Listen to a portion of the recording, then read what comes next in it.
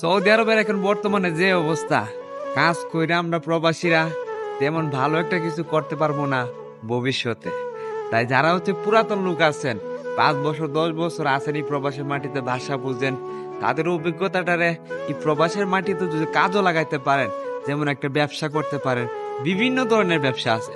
আপনি যেহেতু পুরান লোক, ভাষা বুঝেন, কিছু টাকা ইনভেস্ট কইরা ভালো একটা কফিল ধরে যদি একটা ব্যবসা প্রতিষ্ঠান দাঁড় করাইতে পারেন, তাহলে কিন্তু আপনি সফল হইতে পারবেন খুব দ্রুত, এবং ভালো টাকা ইনকাম হয় এই প্রবাসী যদি ব্যবসা করা যায়। কাজ করে কিছু করা খুবই ডিফিকাল্ট এখন বর্তমানে।